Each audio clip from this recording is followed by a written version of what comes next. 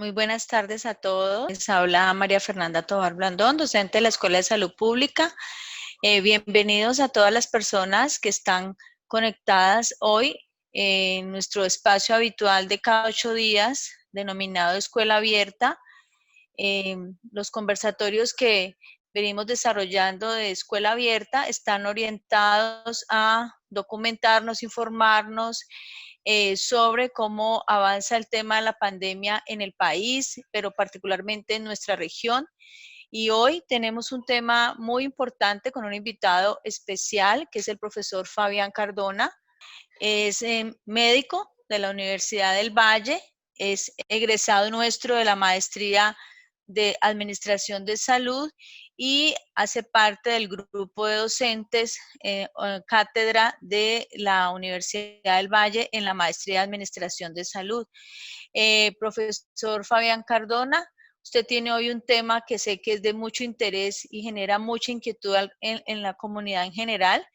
Eh, Queremos escucharle porque sabemos que tiene mucho conocimiento alrededor de cuál es la respuesta que están dando las aseguradoras a la situación de pandemia y entonces le comento la metodología, lo escuchamos a usted y luego vamos a responder las preguntas que las personas a través del chat nos van presentando y pues yo estaré acompañándole en la moderación de esas preguntas y de pronto también estaré haciéndole algunas. Un abrazo grande, bienvenido y bienvenidos nuevamente a todas y todos los que están conectados en este momento. Muchas gracias. Muchas gracias, María Fernanda, por la invitación. Estoy viendo nombres conocidos, seres humanos muy valiosos con los cuales he tenido que compartir allá en la Universidad del Valle y en otros escenarios. Un abrazo gigante para todos y qué rico estar con ustedes. Profesional de la salud, con experiencia durante mucho tiempo en el área del aseguramiento. En el momento me corresponde la vicepresidencia de salud de ASEMI, que es el gremio que agrupa las EPS, así que siéntanse en libertad totalmente de preguntar lo que quieran. Adicionalmente, María Fernanda me pidió el favor de que hablara como docente. Intentaré, se darán cuenta que a través de la conversación hablaré en primera y en tercera persona frente a este componente, pero tengan la seguridad que me quitaré la camiseta del aseguramiento cuando corresponda frente a las preguntas y frente al análisis. Vamos a mirar aquí entonces, esta es la presentación. Por favor, me dicen si la están viendo. Sí, profe, la vemos. Ok, perfecto. Entonces, lo que tengo preparado para ustedes es básicamente 3 puntos sencillos y creo que el tema fuerte lo vamos a encontrar en el tema de las preguntas. Entonces, el primer componente tiene que ver con la situación actual, o sea, cómo las aseguradoras están viendo la situación actual, ¿sí? Y eso que tiene que ver para Colombia. El segundo punto es cómo nos encargamos y cómo entendemos todo este componente de la salud pública y qué rol debe jugar la EPS allí. Y por último, algunos indicadores de qué gestión se han hecho las aseguradoras en Colombia. Entonces, paso al primer punto.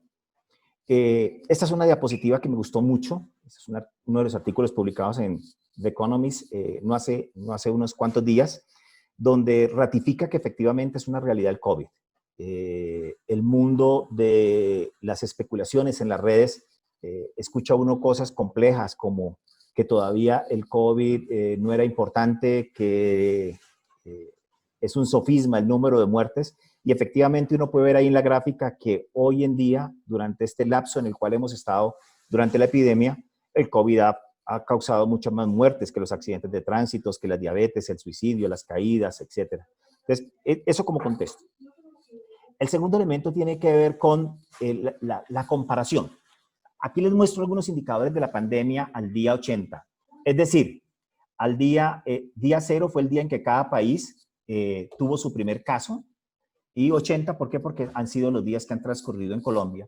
Y cuando uno mira, si bien es cierto, la incidencia, la letalidad, la prevalencia son indicadores fundamentales y que deberían de estarnos guiando durante esta epidemia, el hecho de que el denominador a nivel de toma de muestras sea tan disímil por la cantidad de las muestras tomadas, pero también por la calidad de los insumos aplicados, ¿sí? Todavía aquí en Sudamérica hay muchos países que están haciendo un trabajo de identificación con pruebas rápidas, y ustedes ya saben lo que significa hacer diagnóstico y seguimiento con pruebas rápidas, pero es lo que disponen. Entonces, entendemos que tal vez el indicador más importante para compararnos y cómo vamos en esto es la tasa de mortalidad, pero aún con la tasa de mortalidad al día 80 para cada país, o sea, cada día, ahí está la tasa que tenía el país a los 80 días de haber hecho su primer diagnóstico. Vemos que España tenía una tasa de 42.9 por cada 100.000, pero fíjense cómo Estados Unidos estaba en una tasa de 3.3 por 100.000. Entonces, uno empieza a decir, aquí hay unas diferencias muy grandes que posiblemente tengamos que verlas de una manera diferente. Y efectivamente, el 3 de mayo salió publicado este artículo donde unos patólogos en Francia les dio por revisar qué había pasado con aquellos pacientes que habían fallecido entre la primera semana de diciembre y la segunda semana del mes de enero, ¿sí? Cuando supuestamente no tenían casos en Francia, y encuentran que de varias autopsias que realizan hay un paciente que en doble muestra da positivo para COVID y él fallece el 27 de diciembre en Francia. Entonces, cuando miran su rastreo epidemiológico, su esposa trabajaba al lado del aeropuerto, ¿sí? Y posiblemente haya un elemento que nos diga que el virus estuvo circulando mucho tiempo antes de lo que nosotros hasta ahora hemos podido evaluar y reconocer. Entonces, si esto es cierto, la manera como estamos o como se está haciendo la comparación desde las aseguradoras, se está viendo la mortalidad después del día de que los KDPS tiene más de 100 muertos, ¿sí? O sea, el día cero de comparación es cuando tienen 100 muertos. Y vamos a mirar algunas tendencias. Esta es la tendencia de España, este es Reino Unido, este es Italia, este es Francia. Aquí tenemos nosotros a Suecia, que venía muy bajo, y Alemania, que nos ha servido de comparación para todas las gráficas. Y esta es la proyección que se tiene hasta la segunda semana de julio. Estas proyecciones varían todos los días, pero lo que sí ha sido claro es que los países que no hicieron gestión temprana de confinamiento y de medidas de aislamiento de la población van a tener una mortalidad mayor, por lo menos en esta primera fase, que los países de referencia. Entonces, ustedes ven cómo, por ejemplo, Reino Unido va a pasar rápidamente a España, y pareciera que Suecia va a pasar lo mismo, ¿sí? Desconocemos qué pasará después si hay un segundo pico, ¿no? Pero ese es un elemento importante. El segundo tiene que ver con algunos países aquí americanos, y cuando estamos encontrando aquí, lo primero que hay que decir es que tanto Ecuador como Perú, como Brasil y como México, se ha documentado un subregistro que es importante, ¿sí? O sea, tanto las noticias como los seguimientos hablan de unos subregistros importantes, pero independiente de ese subregistro, la línea punteada sigue siendo Alemania y este es Estados Unidos.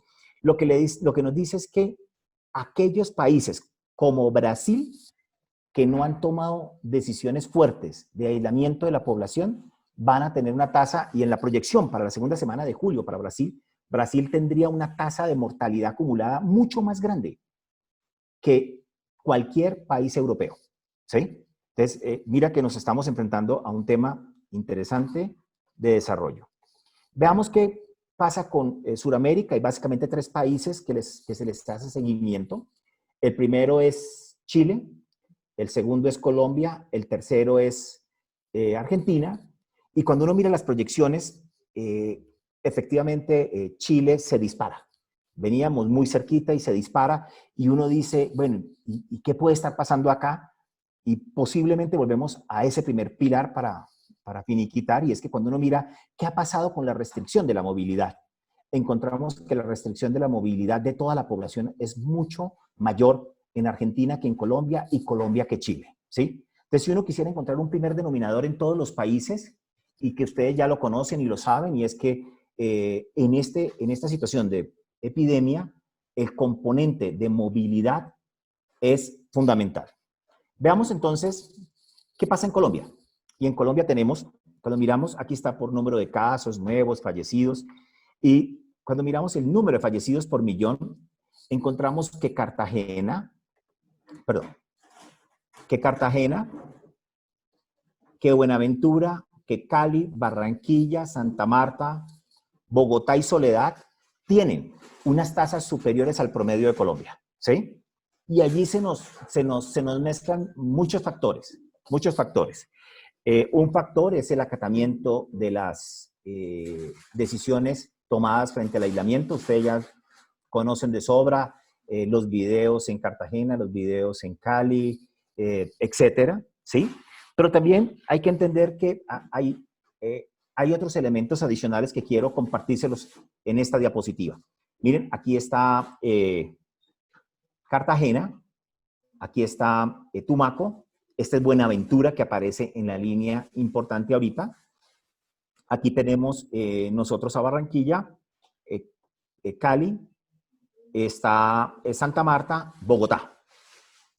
Primer elemento, y es que estas ciudades se incrementaron mucho, fue después del confinamiento, lo cual además del acatamiento tiene que hacernos pensar que posiblemente hay factores sociales asociados a este incremento, como es el déficit de oportunidades. El hecho de que yo estoy confinado, pero si no me llega algo como sostener mi familia, cómo alimentar mi familia, pues allí hay un factor adicional que dificulta todo este proceso, ¿sí?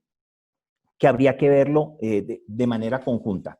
Y el otro factor que se empieza a encontrar común en Colombia y tiene que ver con las plazas de mercado. O sea, hemos encontrado que pareciera que un foco disparador fuerte en las diferentes ciudades ha sido el sitio de acopio de alimentos y distribución de elementos. Ya hay varios seguimientos hechos aquí por el ministerio, donde muestra cómo a partir de los sitios de plazas de mercado, galerías, hay distribución a municipios cercanos y a otras regiones. Y allí ha habido un punto que nos ha faltado a nosotros implementar. Ustedes pueden ver el caso de Medellín. Medellín tiene sus primeros casos en una plaza de mercado e inmediatamente la cierra, ¿sí? Entonces, eso quiero comentarlo, pero quiero comentarles otro elemento importante y se llama Santa Marta. Santa Marta es esta línea amarilla que está punteada aquí.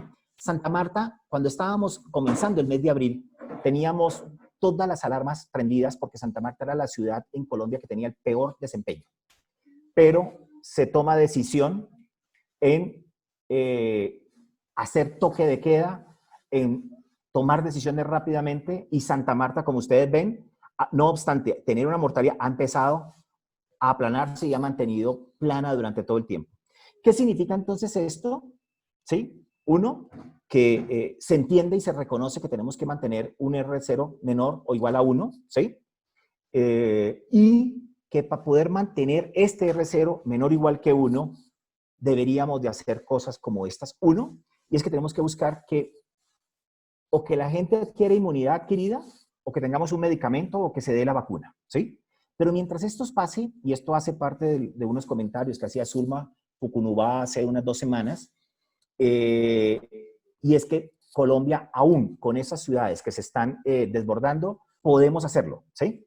Si fortalecemos las medidas de distanciamiento físico y de protección general, si hacemos un diagnóstico oportuno, si estamos trabajando fuertemente el aislamiento y si podemos hacer ese seguimiento de casos con apoyo de inteligencia artificial.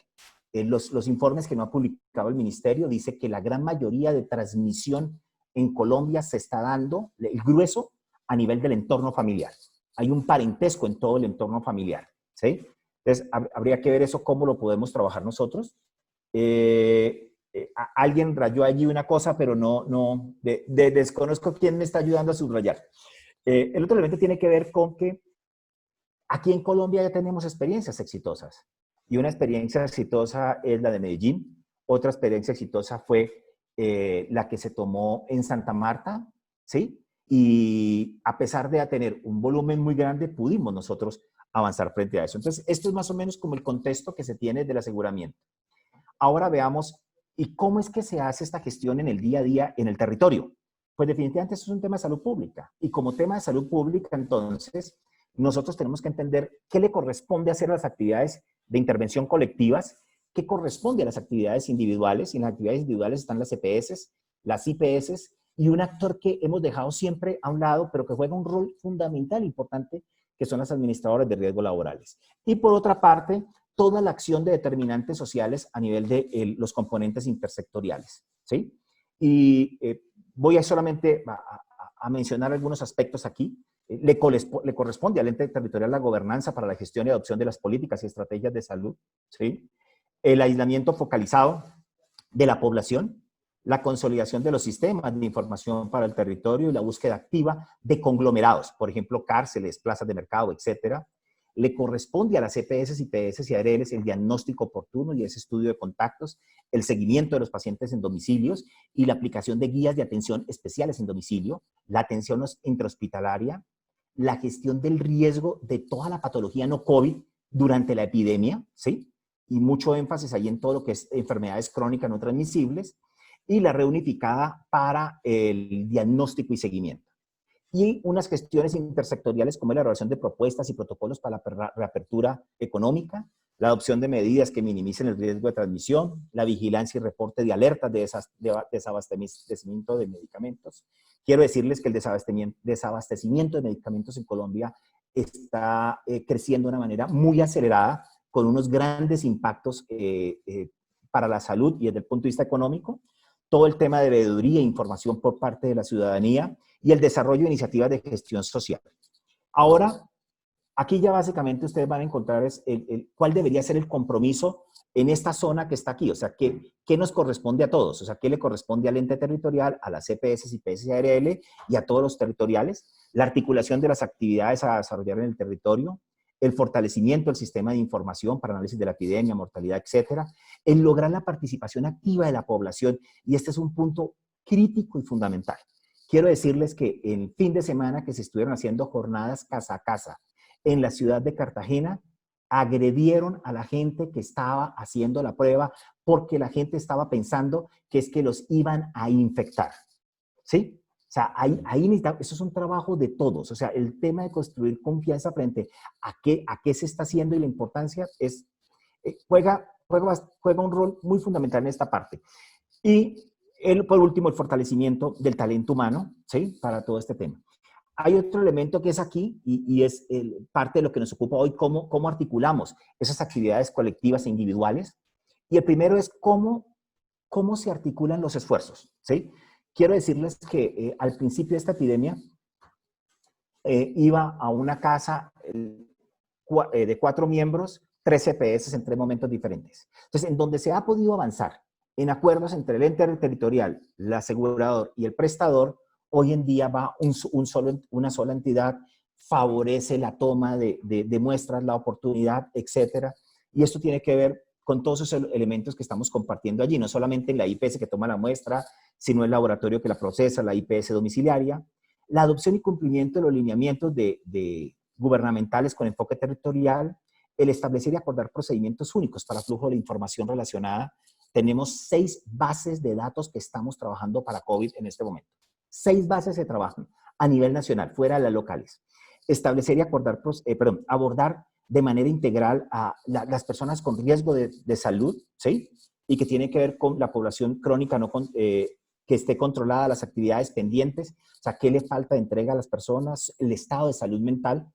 Este es tal vez uno de los retos más fuertes que tenemos desde el punto de vista de salud. Los sitios que ya han salido de COVID, la gente queda con miedo, con temor a salir de su casa, ¿sí?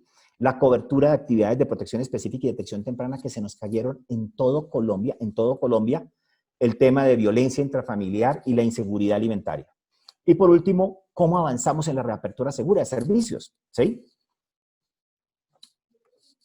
El otro elemento tiene que ver acá y es cómo se articulan las actividades individuales con las actividades intersectoriales y es cómo actualizamos las guías de atención que nos permitan disminuir y minimizar los riesgos para la población que requiere de salud frente a minimizar los riesgos frente a COVID.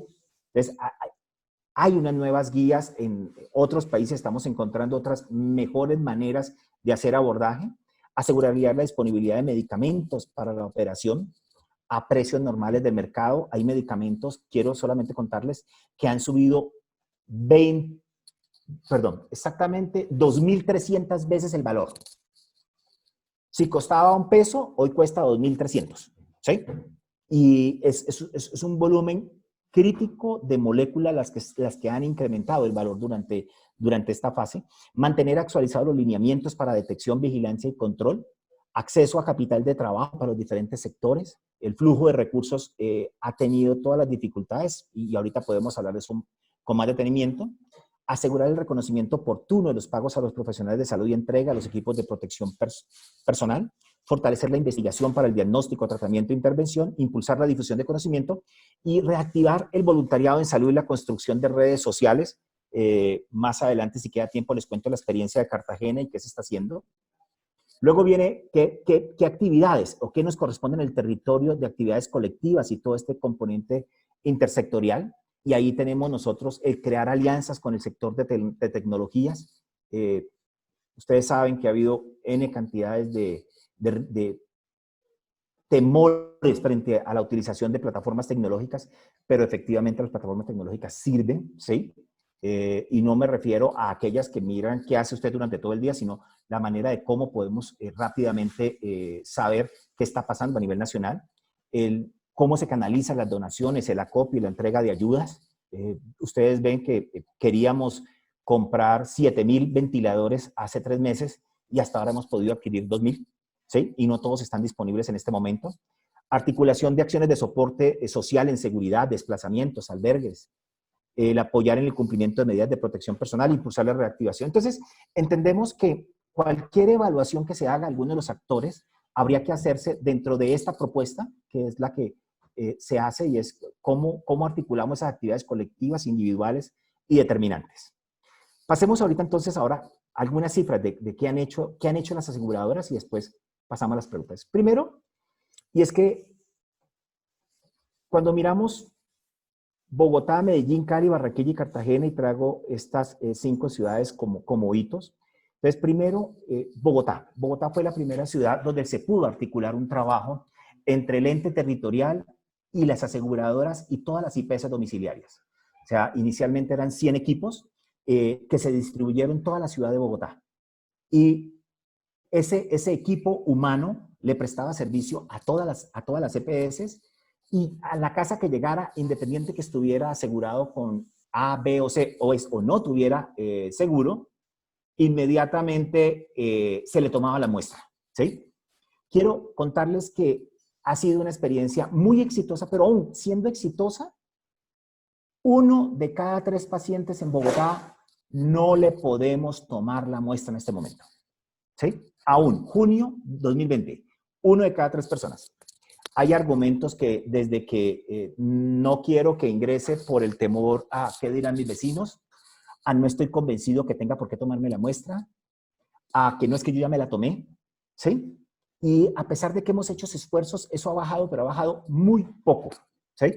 Entonces, aquí hay elementos que necesitamos seguir gestionando y por eso les hablaba del tema de la confianza y cómo transmitimos la comunicación para que todos podamos abordar. Pero en términos generales, Bogotá, las dificultades que se han presentado en esta articulación ha sido con cómo podemos ir recopilando cada vez otros actores adicionales frente a esto, pero ha funcionado bien. En Bogotá también se le hace seguimiento a los pacientes en casa de manera integral, ¿sí? O sea, en una familia, en una zona, va un solo prestador de servicios y ese prestador de servicios atiende para todas las EPS que están allí y así la persona no tenga EPS, se le atiende. Que atrás hay un back de aseguradoras y secretaría que ponen el dinero para cubrir todas estas personas. En entrega de certificados de defunción, hasta ahora no existe una articulación entre aseguradoras. Recuerden que cuando se empezó a armar esto, veíamos esas imágenes complejas en Italia, en Lombardía, pero después veíamos y ratificábamos esas imágenes tan complejas en Guayaquil y decíamos, esto se nos va a desbordar.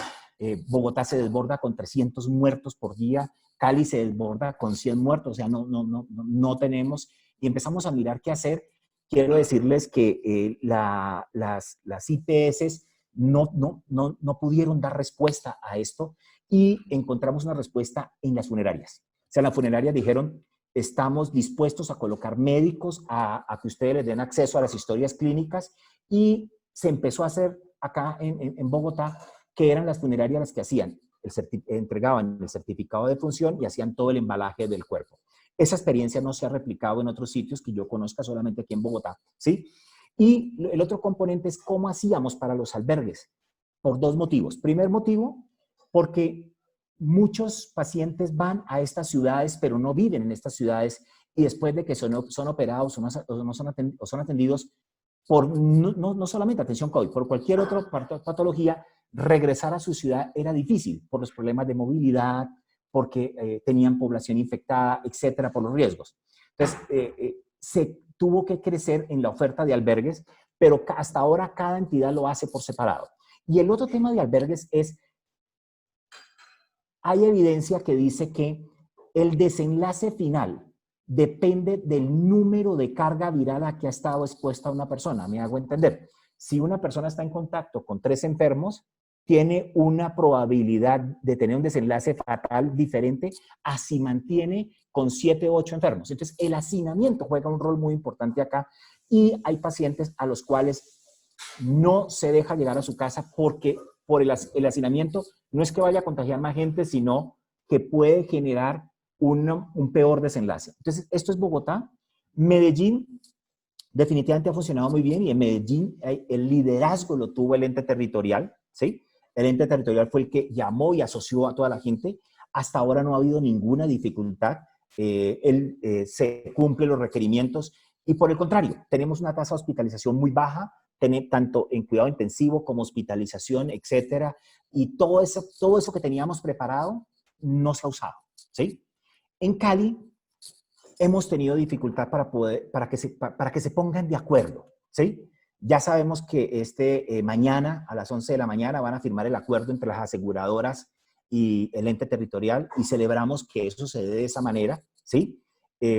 Para la toma de muestras y cómo se reparten la ciudad y cómo colocan los equipos, ¿sí?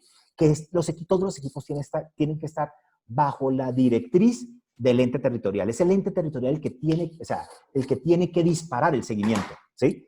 La EPS informa, pero adicionalmente a eso y paga pues los recursos que corresponden.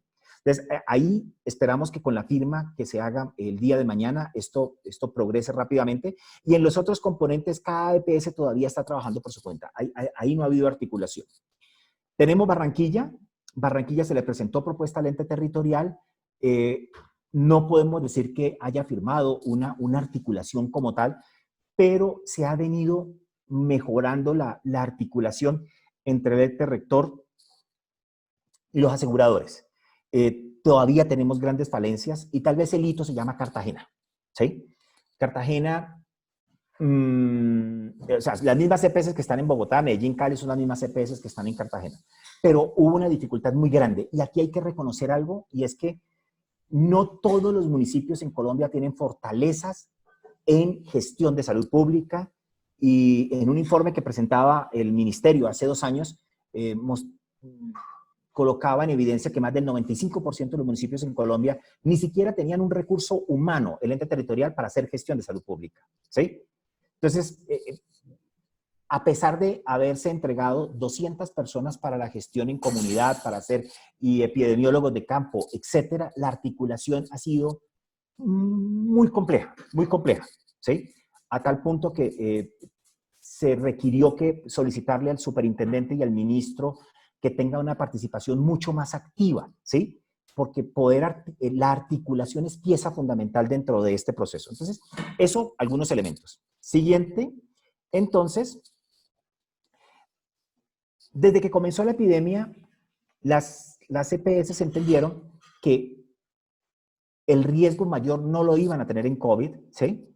Porque COVID en algún momento, cuando nos imaginábamos, ubíquense hace 2 meses largos, hace 8 o 10 semanas, lo que se decía es, venga, en 4 o 5 semanas o 8 semanas, que era lo que veíamos en Europa, que se venga toda esa avalancha, pues esto no hay nada que hacer. Esto es simplemente que el ente territorial diga para dónde manda y ellos deciden. Si usted tiene plan, una medicina prepagada o plan complementario, olvídese eso. Eso es donde haya cupo, porque ojalá haya cupo. Eso es lo que se pensaba en ese momento, ¿sí? Y entonces se dijo, venga, hay que hacer un plan para atender a toda esta gente, a esas 47 millones de personas que se fueron a vivir para su casa, ¿sí? O sea, ¿cómo cambiamos la articulación? Y el primer pilar fundamental que se hizo allí fue, venga, necesitamos cambiar la normatividad, porque la normatividad como está hoy en día no permite que las IPS puedan y hagan, por ejemplo, telemedicina. Entonces, el primer paso importante con el gobierno fue, venga, flexibilice las normas para que quien hoy esté haciendo atención en una IPS, pues pueda hacer esa atención a través de telemedicina. ¿Sí? Entonces, eso se dio, se hizo. Aquí hay algunas cifras que quiero compartirles, ¿sí? En las atenciones domiciliarias, aquí está el periodo, el lapso entre el cual están estas cantidades. Esto solamente corresponde a 10 EPS que quiero mencionárselas, ¿sí? Esto corresponde a Alianza Salud, corresponde a Compensar, corresponde a Confenalco Valle, corresponde a Nueva EPS, corresponde a Sanitas, Salud Total, SOS, Sura, Nueva EPS, y creo que me falta una. Ok, sí, aquí no está ni Medimás, aquí no está Comeva, y Cosalud, perdón, que también es Carri, ni está ninguna otra EPS de régimen subsidiado en este informe que les estoy presentando. ¿Listo? Entonces vemos cómo empezamos a hacer en promedio unas 40.000 atenciones domiciliarias. Quiero decirles que cerca de 40.000 era lo que casi hacíamos durante un año antes de esto, ¿sí? Entonces, hubo un esfuerzo grande. Y aquí quiero hacer el reconocimiento. Esto no es de las aseguradoras. Estos son de los prestadores que empezaron e hicieron unos esfuerzos ingentes para cómo adecuar la operación. Entregas a domicilios. Hemos estado entregando alrededor de 100.000 fórmulas a pacientes de alto riesgo. Y los de alto riesgo para esto son población con enfermedad crónica, los mayores de 65 años y las maternas, ¿sí? Pero adicionalmente creamos mecanismos para que también terceras personas pudieran reclamar el medicamento a estos grupos de riesgo. Y a esto se refieren estos 6,5 millones. Hemos venido haciendo un promedio de unas 350.000 teleconsultas, telemedicina por mes. Perdón, por periodo. Las últimas son por periodos por semana. Qué pena. Ahí están las fechas, 16 de mayo a 22 y de 23 a 29. Y lo otro que se hizo fue, venga, necesitamos colocar público qué se le está pagando a la red. No sé si ustedes sepan, pero si ustedes ingresan a las páginas de cada una de las EPS, allí pueden encontrar en un archivo en Excel, la gran mayoría lo tienen en Excel, a quién le está girando toda esta plata. Ustedes pueden entrar estos 499.000 millones, a quién le giró y en qué fecha le giró, ¿sí? O sea, eso es público hoy en día. Y el último mes es abril y la próxima semana se carga mayo, ¿sí? Entonces se cargó el mes de marzo, se cargó todo el mes de abril y en este momento se está cargando el mes de mayo.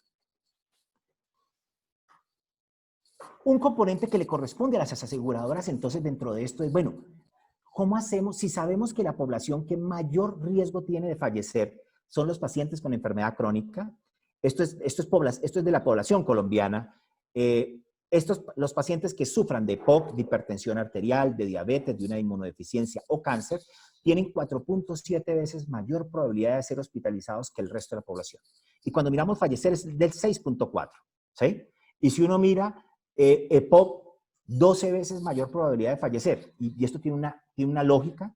Entonces, ya esto está ratificado en otros estudios. Cuando miramos, bueno, y si miramos, la población mayor muere es porque es mayor o porque tiene enfermedad crónica. En este primer análisis que hicimos en el mes de mayo, encontramos que la población mayor de 60 años moría más porque tuviera enfermedad crónica que por la edad. Entonces, ahí nos surgía un reto gigante y es, ¿qué es lo que hay que hacerle a la población entonces crónica? Y surgió algo interesante que quiero mostrarle aquí. Esto es de una EPS ubicada en la ciudad de Bogotá, que hace una excelente gestión de riesgo individual. Y fíjense cómo esta EPS en Bogotá tiene una tasa de letalidad de 1.5, mientras el resto de la ciudad tiene 4. Tiene una tasa de recuperación de 26 y 27, van en lo mismo. Una tasa de hospitalización global de 4 versus 9.8, pero miren, una tasa de mortalidad de 0.7 versus 2.4. Entonces, ¿qué nos está indicando esto? Nos está indicando que pareciera que el que fallece no es porque tenga la enfermedad crónica, sino porque esa enfermedad crónica no está controlada.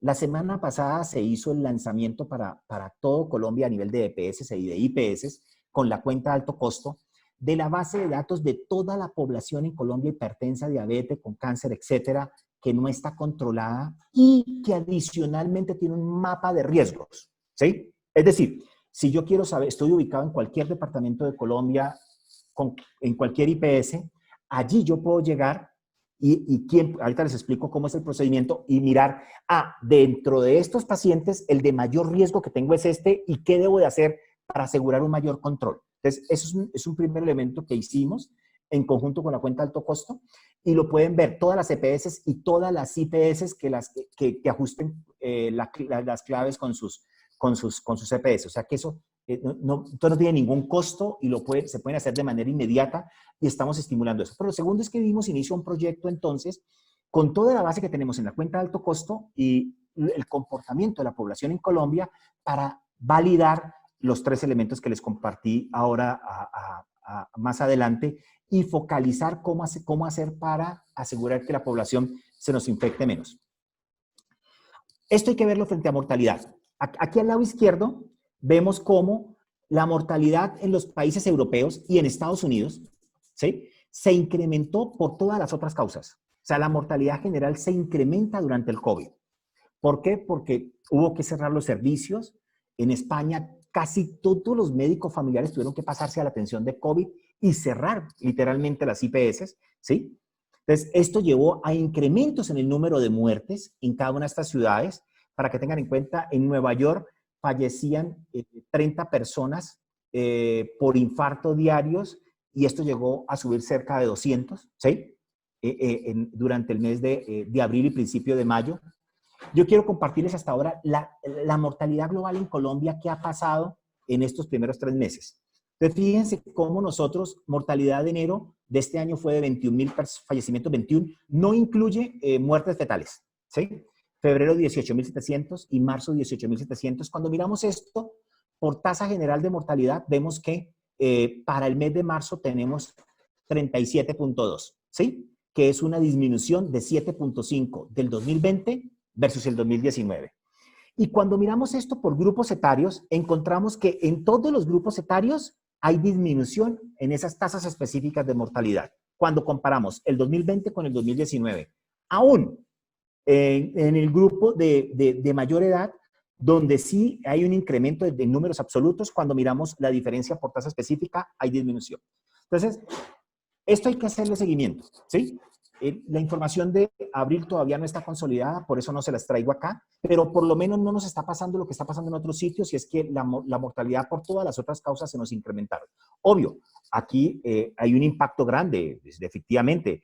El impacto en la primera infancia tiene que estar asociado a toda la temporada de gripas y a que si estuvieron aislados, pues tenemos menos muertes por ira grave. En la adolescencia, definitivamente tiene que estar asociado a temas de mortalidad por traumas, por accidentes que han disminuido, por atracos, por violencia, etc. Pero en conjunto, cuando uno mira estas mismas variables, por lo menos en Europa y en Estados Unidos aumentan. Entonces, eso es importante para mirarlo como consistencia. Esto es una línea de trabajo que vienen haciendo estas EPS que están en ASEMI, pero esto lo traigo solamente para mostrarles un componente y es algo que empezamos a observar y es que cuando los pacientes que están en casa y me refiero a este componente y es cómo identificar señales de riesgo de la población en casa. Entonces, los estudios de Alemania, que ha sido el país el cual hemos hecho más seguimiento, encontraron que ellos iban a las casas y no esperaban a que el paciente se hospitalizara. Le colocaron pulsioxímetros y encontraron que cuando bajaba de 93 o 90, dependiendo de varios factores, ¿sí?, ese paciente había que colocarle oxígeno así él no sintiera que estaba asfixiado. Y se dieron cuenta que si se iniciaba un tratamiento agresivo con oxígeno suplementario en casa y con técnicas de posición, básicamente pronación, la probabilidad que este paciente llegara a hospitalizar es mucho más bajo, ¿sí? En este momento ya hay la gran mayoría de las EPS que se encuentran, de las que les estoy comentando, ya adoptaron este protocolo de atención, ¿sí?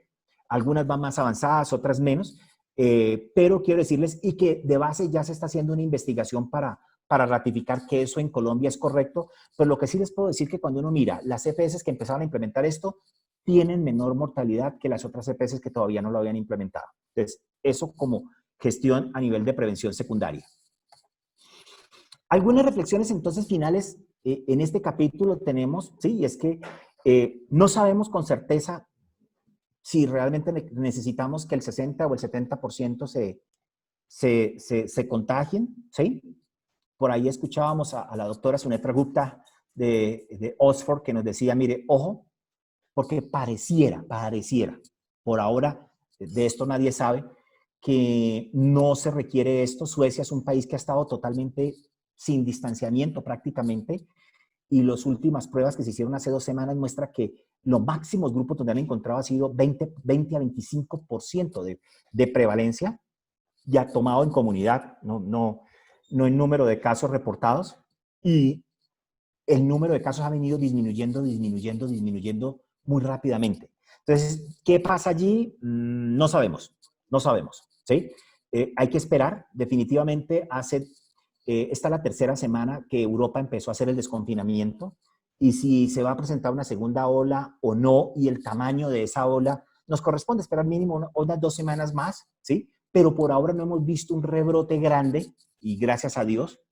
Habrá que ver qué significa eso de los estudios que salieron por allí, de que sí existe inmunidad humoral y inmunidad celular frente a otros coronavirus y este coronavirus. Lo cierto es que cada país tiene que tener una respuesta según el comportamiento de su epidemia, su cultura, sus recursos. Pero más importante que esto es que Colombia es un país de regiones, y la receta tiene que ser diferente, ¿sí? Debe ser unificada en el concepto de la integralidad y de qué debe aportar cada uno, pero el enfoque debe ser diferente. Y por último, entender que la cuarentena es un artículo de lujo, ¿sí? Que aún ni los países ricos quieren comprarla más de una vez. Y nos corresponde a aquellos que estamos en el tema de la salud pública ver cómo avanzamos en el fortalecimiento de la prevención primaria y la prevención secundaria. Yo paro acá y espero entonces preguntas. Gracias, profesor. Muy interesante su presentación, sus datos. Nos pone en conocimiento de algunas cosas que seguramente que desconocemos, ¿no? También en el sector hay mucho desconocimiento de lo que algunos actores hacen. Y creo que este compartir suyo ha sido muy importante. Me voy a permitir pasarle. Tengo una primera pregunta o un comentario de Sandra Isabel Martínez que dice, pues en los medicamentos fallaron las EPS, sobre todo la nueva EPS, ya que veníamos siempre con una serie de problemas con los códigos y ahora con la plataforma para subir formulación para autorizaciones y luego plataforma para Audiofarma fue un fracaso. Un comentario, no sé si quiere reaccionar a ese comentario, profe, o... Sí, claro. Y te cuento. Si preguntas cuál es el factor crítico que todavía no se ha podido solucionar, es el tema de medicamentos, ¿sí? No obstante, pero aquí hay varios factores que tenemos que tener presentes. El primer factor, y es que no teníamos la preparación, o no tenían la preparación, ustedes saben que hablo en primera y tercera persona, esto es complejo, pero bueno, para apoyar y cambiar la mentalidad. O sea, todavía tenemos una mentalidad que el paciente tiene que ir a una cosa que se llama muros, ¿sí?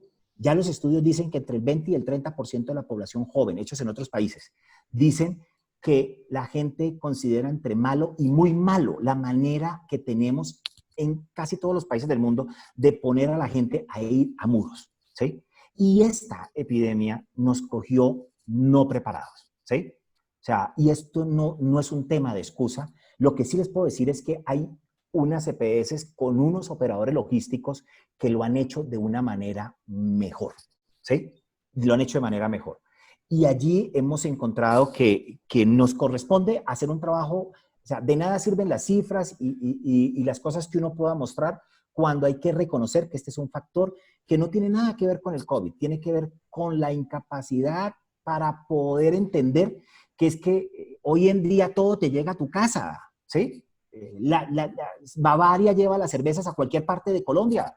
¿Cómo así nosotros no vamos a poder llevar un bendito medicamento a una parte? ¿Sí? Entonces sí se han hecho esfuerzos grandes, se han hecho, pero esa es una tarea que todavía está inconclusa frente a los estándares. Dicho eso, también tengo que decir que tenemos un problema de desabastecimiento muy fuerte, ¿sí? Muy fuerte.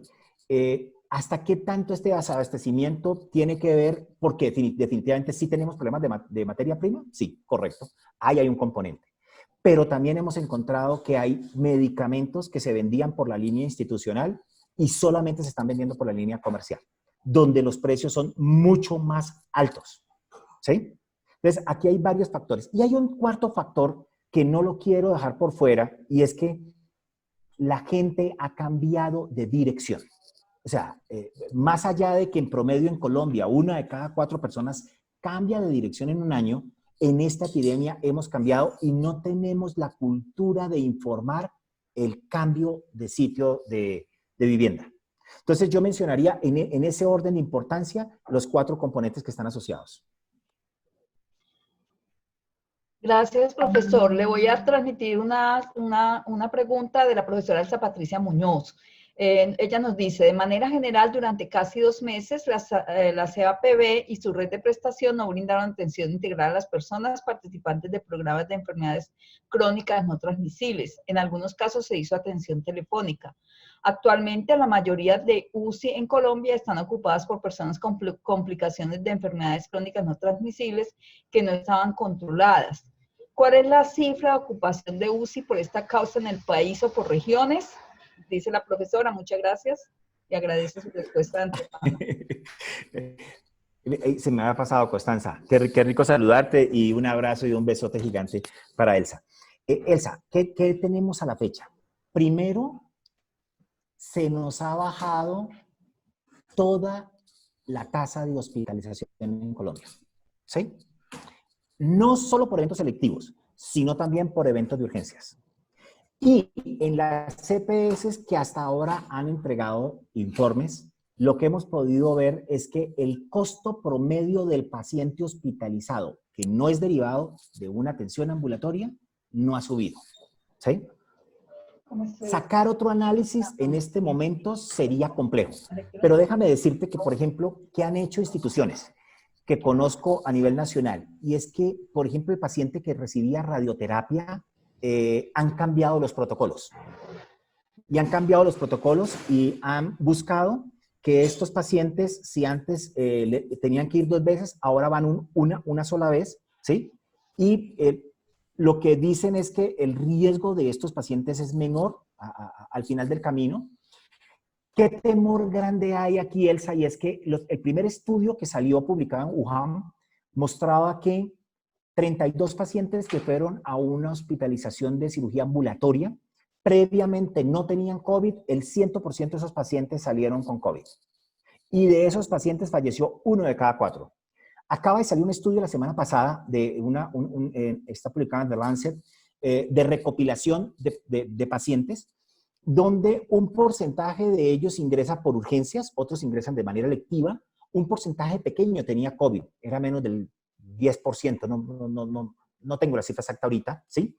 Un volumen grande desarrolla el COVID, ¿sí? No se sabe si lo traía antes o lo adquirió en la clínica, pero lo cierto es que en este segundo estudio vuelve y se ratifica que 1 de cada 4 personas que ingresa a un hospital fallece asociado a COVID, ¿sí? Habrá que mirarlo detenidamente, ¿sí? Porque pienso que habría que ver qué significa eso, por ejemplo, para Colombia. ¿Qué significa eso para una ciudad como Medellín, donde el COVID es muy bajo, ¿sí? Y donde posiblemente tengamos que migrar a dejar unas cuantas IPS exclusivas de COVID y hacer una reactivación para el resto de la gente, ¿sí? Entonces, allí hay un proceso. Recuerden que el mismo gobierno estableció, hizo restricción para el uso de hospitalización y para el uso de unidad de cuidado intensivo. En este momento todavía hay profesionales que tienen temor, ¿sí? Sobre todo, por ejemplo, los otorrinos tienen, y comprendo, ¿sí? O sea, cómo me expongo en este momento para hacer procedimientos. Y estamos entendiendo qué significa eso. Estamos entendiendo qué significa. No sé si pude dar alguna luz frente a tu pregunta, Elsa. Bueno, Sandra Isabel hace un comentario o una pregunta. Dice, ¿cómo promover las actividades extramurales en un país con tantas limitaciones económicas y de conectividad para poder, sobre todo, atender las poblaciones dispersas?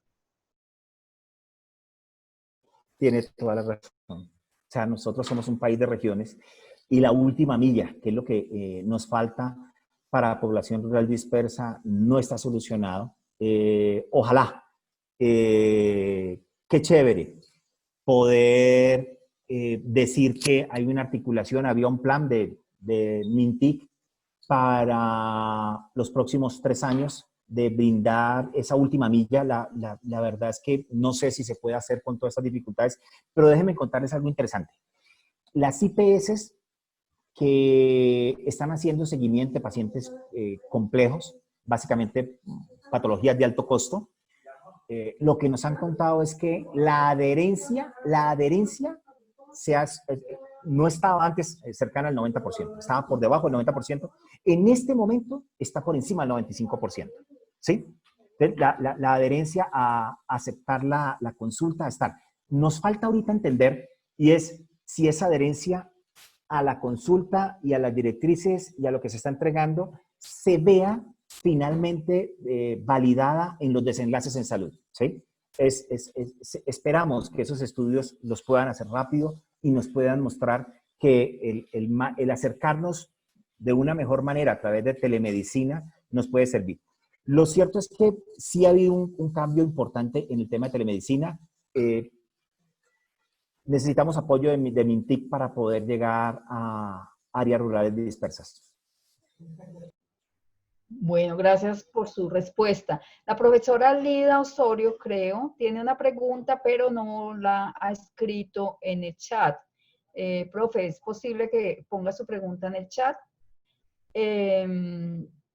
Y, a ver, Luis Alberto Rivera nos dice, la percepción desde la veeduría es que las EPS incumplieron con la continuidad de los programas de PIP y se generaron muchas barreras para acceder a los servicios, especialmente para procedimientos diagnósticos, consultas especializadas, laboratorio, fisioterapia, y los más perjudicados fueron pacientes con enfermedades huérfanas. Aquí hay que colocar en contexto algo, y es, por normatividad, el gobierno suspendió todas las actividades ambulatorias que tenían como fin de detección. Solamente hace 3 semanas emitió la nueva reglamentación para empezar a abrir estos servicios. Y déjeme decirles, cuando hicimos la referenciación con el Clínico de Barcelona en España, ellos suspendieron el 100% de todas las endoscopias, ¿sí? O sea, aquí hay que sopesarlo. No necesariamente, y como se los mostraba ahorita desde el punto de vista quirúrgico, y es, no hay que salir a correr a hacer todo de una vez, porque no sabemos qué va a pasar, ¿sí? Y aquí hay que ser muy respetuosos. Quiero decirles que la Asociación Americana de Oncología cambió los protocolos de manejo para minimizar el riesgo del contagio del paciente con COVID y cáncer de mama, ¿sí? Porque todavía hay que sopesar. O sea, que uno de cada 4 pacientes que vamos a operarlos que nos muera es muy alto. Usualmente se muere 1 a 3%, ¿sí? Entonces, no es un tema de voluntades solamente. Ojo con esto, ¿sí? Es un tema de cómo nos dice la realidad y la evidencia qué hacer con esto. Por ejemplo, estamos en una dicotomía. La única manera de hacer aplicación de biológicos es ir a la casa, pero no tenemos equipos en Colombia para ir a la casa a aplicar vacunas. Tenemos equipos para hacer seguimiento de patologías crónicas, y ustedes veían allí cómo se hace. Lo otro que también hay que reconocer, y es que, y algo que le hemos dicho al ministerio y que es interesante, y es que ojalá hacia el futuro habláramos con nombres propios, ¿sí? Tal asegurador en tal sitio es el que no está cumpliendo. porque son esas cosas las que nos van a permitir a nosotros poder avanzar de una manera correcta. Cuando se generaliza todo, suceden cosas como la que está sucediendo en este momento en Cartagena, que tenemos unas tasas altísimas y la población este fin de semana estaba agrediendo a la gente que casa a casa estaba yendo a tomar las muestras, ¿sí? Entonces, es importante reconocer primero que hay unos lineamientos de ley, ¿sí?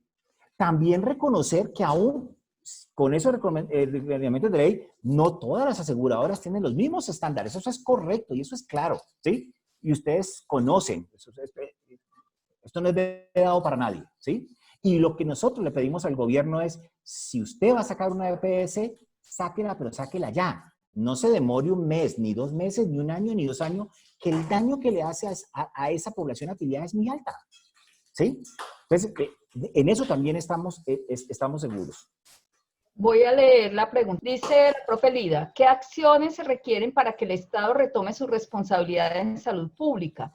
Su responsabilidad no debe ser articular, sino la gestión misma de las acciones. Ok.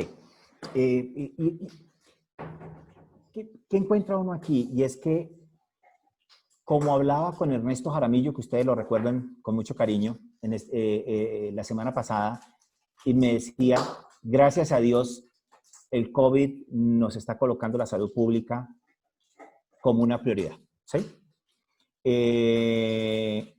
Y lo expresé en la charla y es, hace 2 años el ministerio hizo un estudio de todos los entes territoriales en Colombia y más del 95% de los municipios en Colombia ni siquiera tenían quien se encargara, o sea, el ser humano que se encargara de gestionar salud pública, ¿sí? Entonces, si ni siquiera tengo quien pueda hacer la gobernanza, quien puede articular o hacerla de manera directa, independiente, ¿sí?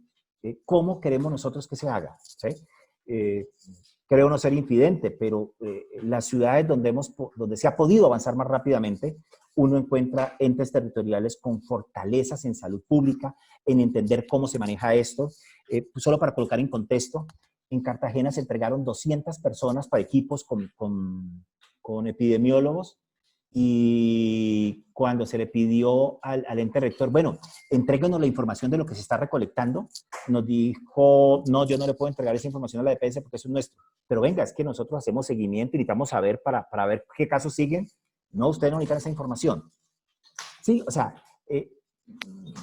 todavía nos falta, pero esto hay que verlo no como una crítica, sino como una realidad que sale a flote, y es que la salud pública no le habíamos prestado atención, y este es un tema eminentemente de salud pública, donde nos saca a flote los problemas de Leticia, nos saca a flote los problemas de Tumaco, de Buenaventura, que van más allá de tomar una muestra y que van allá es cómo nosotros hacemos para que la gente pueda tener unos mejores condicionantes de bienestar.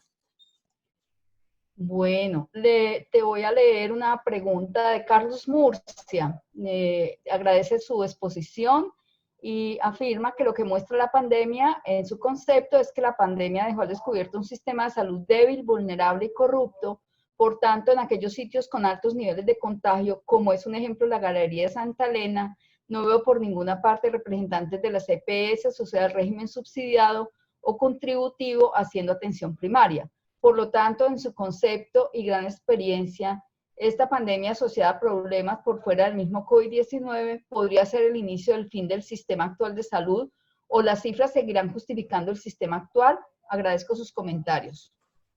Y no, para Carlos, mira, creo que mientras estemos en la epidemia, el debate no puede ser quién sigue o no sigue.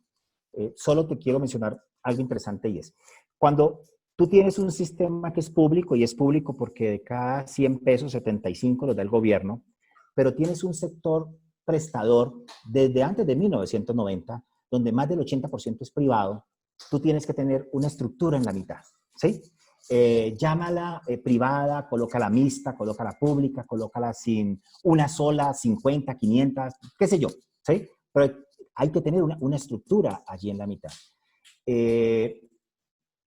Ese debate de qué hacer sigue estando latente, sigue estando latente. Quiero decirte que en Reino Unido, el año pasado, como tienen problemas de resultados en salud, la propuesta en el Reino Unido es exactamente el contrario, es ¿por qué no privatizan la salud en Reino Unido? ¿Sí? Y yo creo que hay que tener la tranquilidad y yo creo que hay que fomentar estos debates. Lo que no creo lógico es que en medio de una epidemia ese sea el debate más importante. Yo creo que hoy el debate que tenemos que hacer es cómo fortalecemos la salud pública, cómo nosotros realmente damos herramientas para hacer la articulación en cada sitio, ¿sí? O sea, ¿y por qué? ¿Cómo empezamos a mostrar cómo hay resultados exitosos en un sitio y por qué los mismos actores en un sitio, en otro sitio no dan resultados? Creo que esos elementos nos pueden agregar bastante valor y creo que nosotros desde la academia podemos aportar bastante allí, ¿sí? Entiendo todas las dificultades. Pareciera, eso sí, Carlos, que cuando nos comparamos con los otros países, no nos ha ido tan mal como ellos, ¿sí? Y no estoy diciendo que esto sea por beneplácito de una u otra entidad, pero estos elementos también hay que tenerlos en cuenta cuando hagamos ese balance marcado, total, al final del camino. Bueno, un comentario de Ángelo Robledo, dice, si bien es cierto, la virtualidad es una manera de abordar la atención en salud, necesariamente en este momento, ¿dónde queda la calidad en la atención en salud dado lo abrupto del proceso? ¿Qué hacer más allá de la ética profesional? ¿Cómo garantizar esta calidad?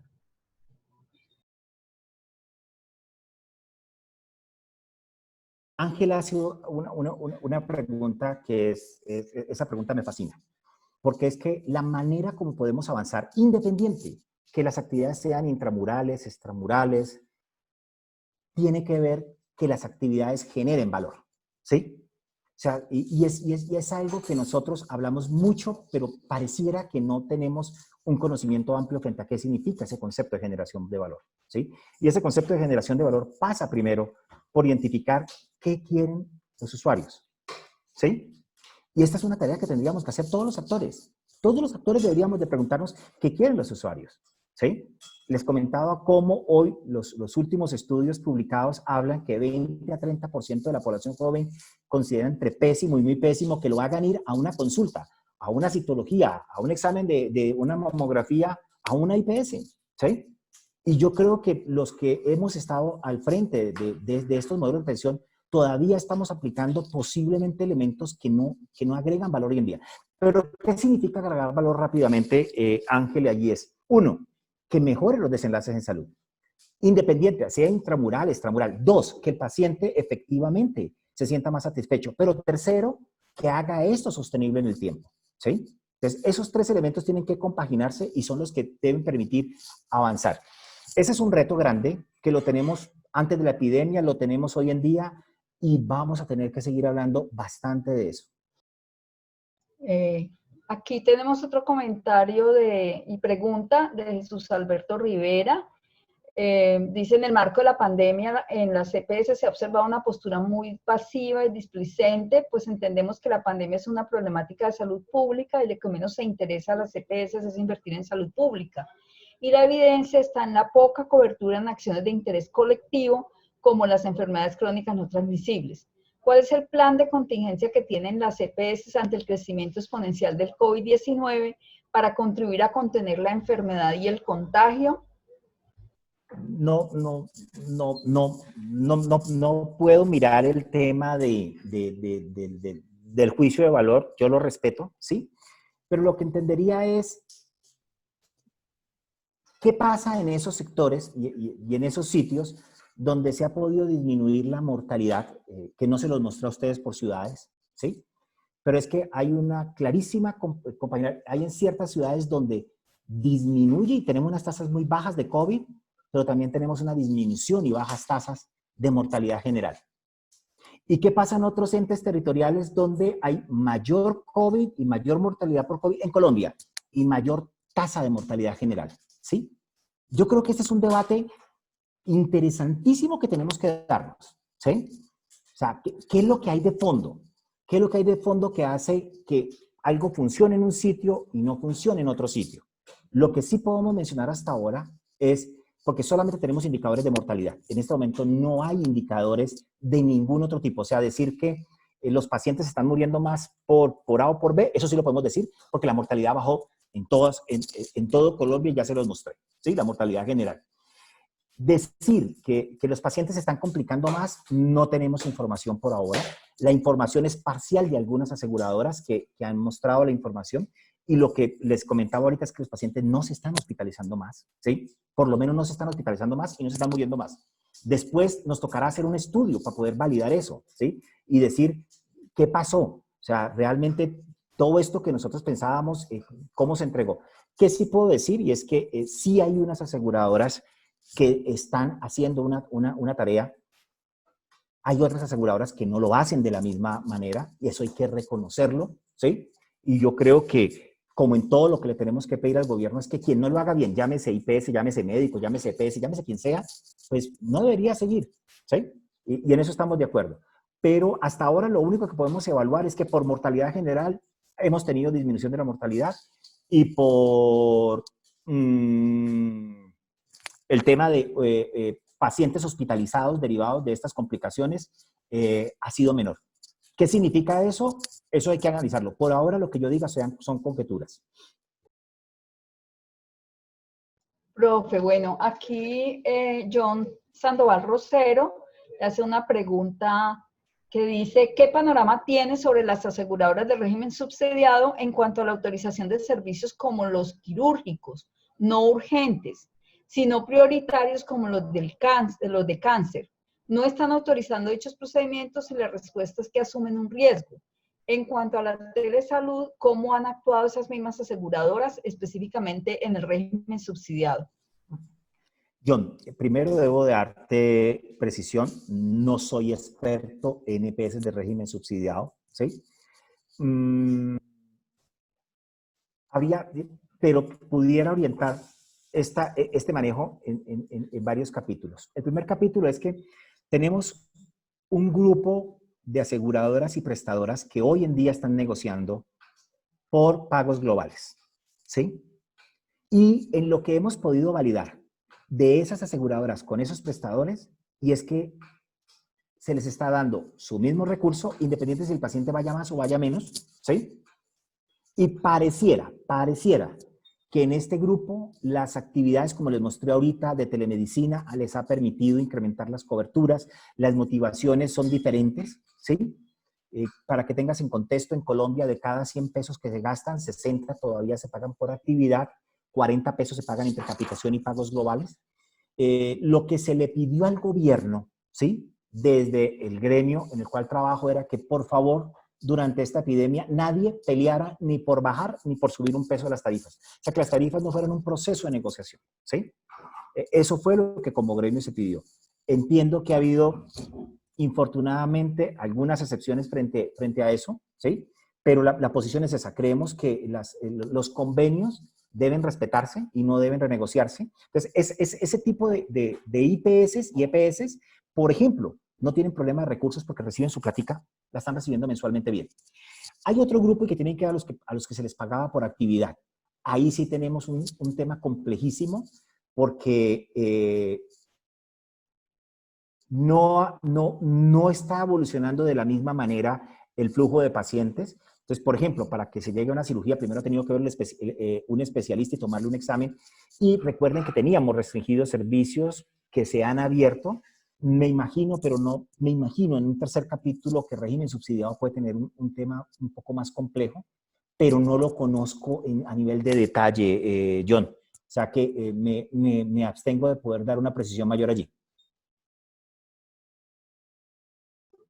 Bueno, profe, Sandra Román lo saluda y pregunta, dice, la firma que se hará mañana en Cali tendrá en cuenta la directriz del ordenamiento y direccionamiento de las pruebas PCR a las EPS que aún están solo con el ente territorial con demoras en los resultados. Esto teniendo en cuenta que ya hay laboratorios que han solicitado la visita para realizar las pruebas COVID, ganando en oportunidad del resultado. No entiendo muy bien la pregunta, no. No sé si usted ¿Qué ha pasado? lo logra interpretar. ¿Qué ha pasado con las ayudas diagnósticas? Quiero contarles que cuando esto empezó, el Instituto Nacional de Salud compró 30.000 pruebas de PCR. ¿Por qué? O adquirió pruebas para hacer, insumos para hacer 30.000 pruebas. ¿Por qué? Porque en ese momento lo que se decía es, venga, cuando ya el virus esté circulando y a alguien le dé gripa, lo mandamos para la casa y ¿para qué le hacemos prueba? ¿Sí? Y era lo lógico en ese momento. Sí, o sea, pues si alguien tiene gripa y tenga o no tenga la prueba, si el tratamiento va a ser el mismo, ¿para qué carajo le hacemos la prueba? Pero resulta que aparecieron los primeros estudios de los benditos pacientes asintomáticos, ¿sí? Y esto rompió todos los paradigmas. Cuando nosotros tuvimos el primer caso el 6 de marzo, no habían publicaciones que dijeran que existían pacientes asintomáticos, porque ahí sí no podíamos esperar a que alguien le diera gripa para mandarlo para la casa, sino que ya teníamos pacientes asintomáticos que, entre otras cosas, transmiten la enfermedad. Y posiblemente un 10 o un 20% de los pacientes son infectados por alguien asintomático. Entonces, esto nos puso en una carrera de conseguir insumos que solamente fue solucionado hace un mes. No los equipos, sino los kits de extracción, que eran la dificultad grande. Fruto de esto, el gobierno le pidió a las aseguradoras, por favor, no utilice la red privada, la red pública, utilice solo la red privada. Y hemos tenido diferentes situaciones, por ejemplo, en la ciudad de Cartagena nos decía, ¿y ustedes para qué se llevan las pruebas si yo las puedo hacer acá? Pero por otra parte había una solicitud. Ya hoy en día estamos llegando a acuerdos de manera diferente, ¿sí? Y a operación de manera diferente. Y solo cuando nos hablamos y nos sentamos en la mesa y decimos, mire qué está pasando, entonces nos hemos encontrado, por ejemplo, que el cuello de botella en Cartagena significaba que el laboratorio departamental que podía procesar las pruebas y entregarlas rápida, tenía quien la procesara, pero no tenía los digitadores para colocar e informar de esas pruebas. Y se solucionó en una primera fase colocándole 3 personas para que los apoyaran, ¿sí? Entonces, aquí tenemos varios elementos que son críticos y que hay que verlos ciudad por ciudad, ¿sí? Pero lo cierto es que independiente de todos los esfuerzos que hemos hecho, nos faltan hacer más pruebas, ¿sí? Y alguien lo decía ahorita, venga, ¿y será que en vez de ponernos a hacer pruebas en la calle, en barrios, ¿no será que es mejor que cojamos las plazas de mercado? Y si ya sabemos que ese es un foco, entre todos, independiente de quién sea, venga, armemos un equipo, ¿sí? Como se pudo armar aquí en Bogotá, y olvídese usted a dónde está afiliado, o si está afiliado o no está afiliado, como es un grupo común, le hacen las pruebas a todo el mundo. Entonces, ¿será que tenemos que cambiar el cómo, ¿sí? Y todo pareciera que nos corresponde incrementar, pero también nos corresponde cambiar los acercamientos que estamos haciendo nosotros a eso. No conozco, para terminar, porque la pregunta fue concreta, Clara, no conozco el detalle de cómo quedó articulado, ¿sí? Pero cualquier incremento de toma de tecnología, de disponibilidad para toma de muestras, es fundamental en esta fase. Sobre todo para Cali, para Cartagena, para Barranquilla, para Buenaventura y Tumaco en este momento. Sí. Profe, aquí hay una pregunta o un comentario de Luis Omar Orejuela Osa, quien dice que la EPS Sur alude que los pacientes menores de 70 años tienen que salir a la IPS a toma de examen de laboratorio y por sus medicamentos, aunque estos tengan diabetes, hipertensión o cualquier enfermedad crónica. ¿Esto es cierto que ellos pueden negarse a ello? Mi nombre es Luis Omar Orejuela, sí. Y es vedor de la el gobierno priorizó los mayores de 65 años. Ok, me excusan, ya ahorita tengo un lapso, no sé si mayores de 65 o mayores de 70, ¿sí? Los priorizó. ¿Cuál es el tema? Y es que en Colombia tenemos mayores de 70 años, 3.5 millones de personas mayores y un porcentaje muy alto, más del 60 y pico % tiene una enfermedad crónica, ¿sí? Nosotros hace 2 años en Colombia hacíamos alrededor de unas 90.000 a 100.000 atenciones en domicilio de este tipo, ¿sí? Hoy solamente las EPS que les mostré están haciendo unas cifras cada semana muy superiores, ¿ya? Pero no se cuenta con todo el personal para hacer eso. Ustedes no se imaginan los incrementos dramáticos que han tenido que hacer. No las EPS, las IPS de atención domiciliaria, contratando gente, capacitándola y haciendo esta función de manejo en casa. Entonces, sí, porque tengo claro que Luis lo plantea desde el punto de vista legal. La obligatoriedad, no creo si es para mayores de 65 o 70 años, la obligatoriedad. Pero déjeme decirle que es que el esfuerzo ha sido muy fuerte, ¿sí? Para conseguir recurso que pueda hacer este trabajo al domicilio. O sea, Colombia no tenía los equipos humanos para hacer esa gestión.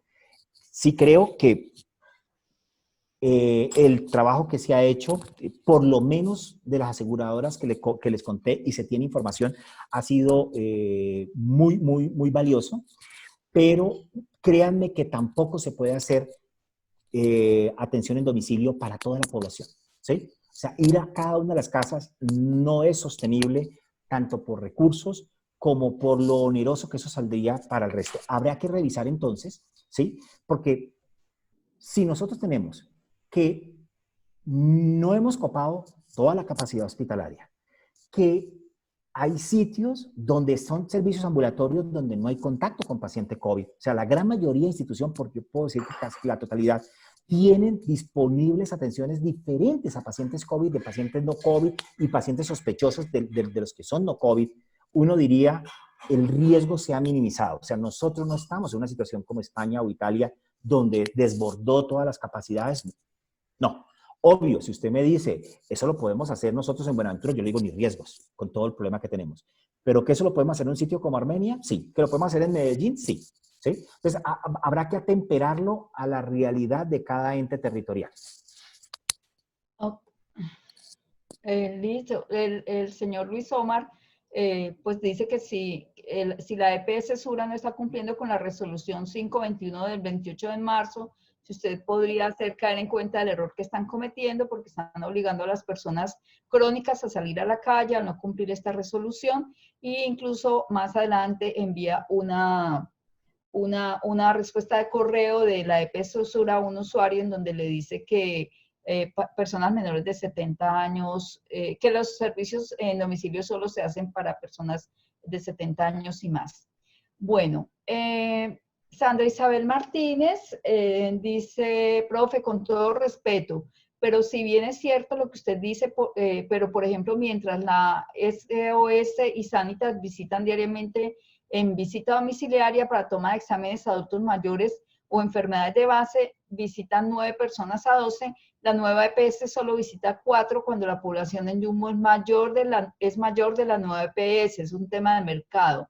Este caso es para Jumbo. Bueno. Sí, ahí sí no me atrevería, Sandra, a hacer comentarios porque es algo muy puntual, ¿sí? Sí, y no conozco la realidad de cómo esté funcionando Jumbo y la nueva EPS en particular. Profe Vladimir, él nos le pide que si por favor nos cuenta acerca de la visión a futuro de las aseguradoras en departamentos alejados como Amazonas, Vaupés o Guainía y el fortalecimiento que podría o debería llegar para la red de salud en esas regiones a consecuencia de la situación actual. Wow. Aquí voy a hablar como Fabián Cardona persona, no como Fabián trabajador, ni docente, ni nada. Vladimir, si usted me pregunta qué hacemos con los territorios alejados, allá debe existir un único asegurador y prestador. Un único. Público, privado o sin ánimo de lucro, eso lo miramos en otro momento. Pero lo importante es que no puede existir más de un asegurador. Ni puede existir una red gigante de IPS. No agrega valor. ¿Sí? En comunidades pequeñas necesitamos hacer una infraestructura de manera diferente. ¿Sí? O sea, mi sentir, y te lo digo con tranquilidad, es que decir, un solo asegurador y un solo prestador, aún es más. Si me apura, le digo que debería ser el mismo. ¿Sí? El mismo. Llámese una IPS que ocupe IPS, EPS, pero que sea única y que uno pueda entender no solamente la atención, sino la idiosincrasia. Es que no le podemos llevar profesionales como los que conocemos nosotros para que hagan una traducción a la realidad que se vive en las regiones, a la realidad que se vive en las regiones en los diferentes momentos del año. Hay sitios en Colombia donde tú tranquilamente puedes ir en carretera, pero cuando empezó época de lluvias no puedes pasar. Esa realidad solamente se conoce en cada región. Yo sí creo que nosotros, allá no debe existir un modelo como el que tenemos hoy en día. Este modelo aplica para ciudades grandes donde puede haber competencia, donde podemos tener posibilidad de escoger, pero en un sitio de esos no. Y lo otro es que debe estar muy blindado, ¿sí? Porque los temas de corrupción en las áreas periféricas es muy complejo. La politización, infortunadamente, de algunos sitios donde uno escucha, es muy complejo. Entonces, esto debería ser una sola entidad que nos haga eso. Gracias, profe, por su respuesta. Hay una pregunta adicional de Jesús Alberto Rivera que dice, teniendo en cuenta el crecimiento del COVID-19, ¿cuál es la capacidad instalada de camas para atender su crecimiento y cuál sería el plan de contingencia de las EPS? Jesús, tenemos 6.600 camas de UCI. No vemos cómo vamos o sea, si me preguntas hoy, con los datos que tenemos hoy, si nosotros controlamos los focos, por ejemplo, lo que está pasando en Bogotá, hay unas gráficas que no les mostré porque todavía uno no puede,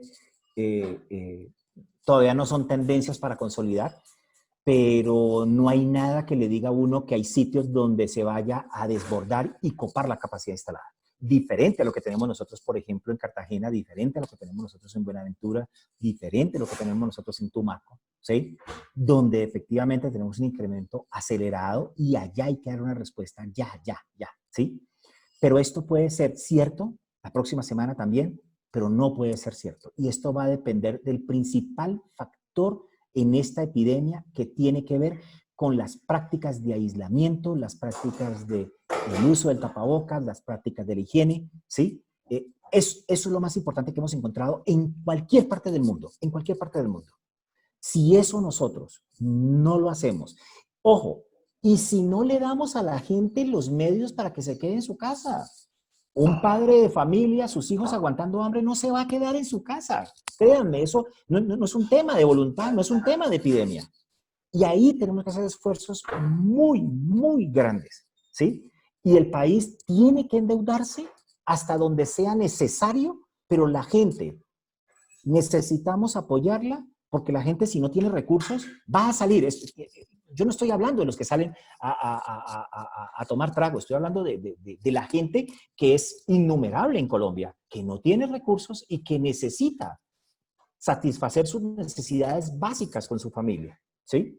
Entonces, de esto va a depender, pero en términos generales, Jesús, si nosotros podemos asegurarle a esa gente que tiene esas necesidades básicas insatisfechas y la gente nos apoya en darle cumplimiento, te aseguro, yo estoy totalmente de acuerdo con la doctora Zulma Cucunua cuando nos dice que nosotros podemos controlar estas zonas que se están desviando, ¿sí?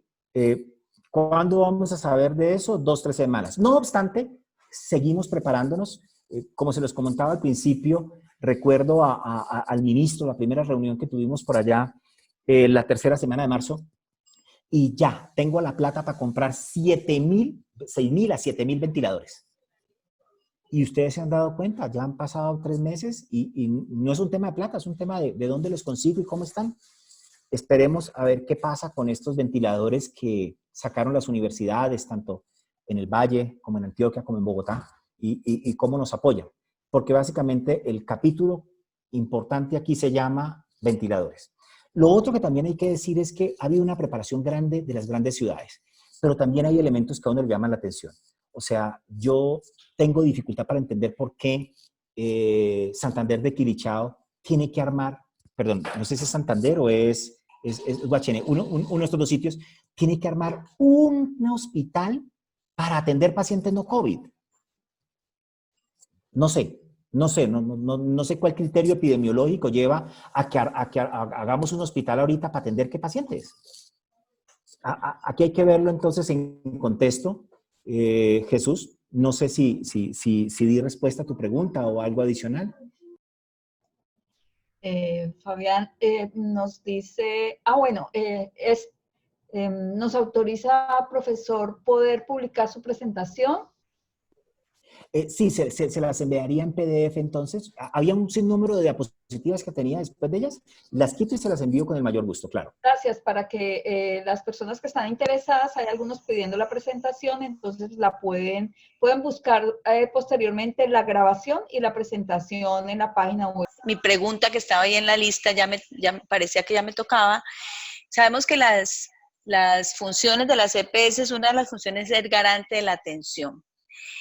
¿Cómo están haciendo las EPS para hacer un seguimiento real de la prestación de la red de servicios que tiene contratada frente a la respuesta que esta red le da a las necesidades de salud de la población? Porque ustedes, digamos, tienen una información de lo que le reportan las EPS, pero sabemos que los pacientes normalmente dicen voy a la EPS, pero realmente ellos van a una IPS que tiene una distancia en conocimiento frente a lo que le responde esa IPS al paciente y lo que después les reporta a ustedes.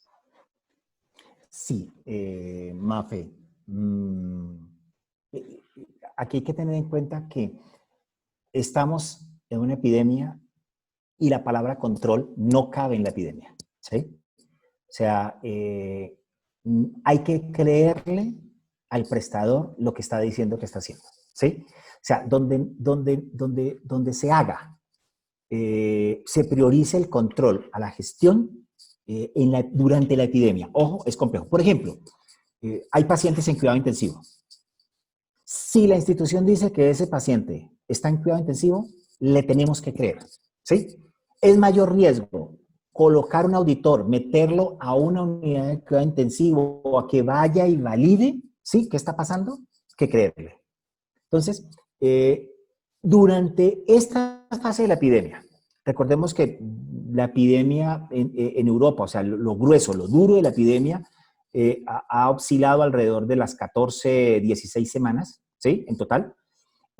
Va a pasar, o sea, no nos vamos a quedar en todo esto el resto de la vida. Pero el sentir en este momento es que incrementar el control no sería un elemento fundamental. ¿Qué es lo que sí se está pidiendo? Y es complemente la información que está entregando. Me hago entender. No me cuente que tiene adherencias del 95%, superiores al 95%. Envíenme la información de que ese paciente está controlado. ¿Sí? Eso es lo que tenemos que buscar. Venga, no hay problema. Si el paciente está en cuidado intensivo, está en cuidado intensivo. Solamente dígame por qué usted como ciudad se comporta diferente al resto de las ciudades de Colombia. ¿Sí? ¿Por qué en la gran mayoría de pacientes en Colombia un porcentaje llega a hospitalización y por qué aquí estamos llegando? No para hacer un juicio de valor, sino para entender en qué estamos fallando. Entonces, por ejemplo, el reto que tiene Cali, cuando uno lo compara con el resto de ciudades de Colombia, es que tiene mucho más pacientes hospitalizados, ¿sí? Y lo que hay que mirar allí es, o sea, ¿qué está pasando? O sea, los estamos detectando tarde, nos estamos demorando en proceso administrativo en el asegurador. Hay algo que tengamos que hacer adicional en la prestación, ¿sí? Pero en esta fase de epidemia debemos de favorecer la gestión y tenemos que estar abiertos a ver cómo cada uno aporta y da un grano adicional en aquellas cosas que estamos encontrando que se desvían, ¿sí? Hay una pregunta de Ofelia Hurtado y dice si la recuperación de la inversión, o es más un comentario, la recuperación de la inversión de los ventiladores puede generar más adelante la sobreutilización de las unidades de cuidado intensivo. Ofelia, sí, de acuerdo. En salud, cada oferta trae su demanda. Pero el principio en una epidemia es que todo lo que usted haga antes de la epidemia pareciera exagerado. Pero cuando finaliza la epidemia, todo lo que usted hace pareciera insuficiente, ¿sí?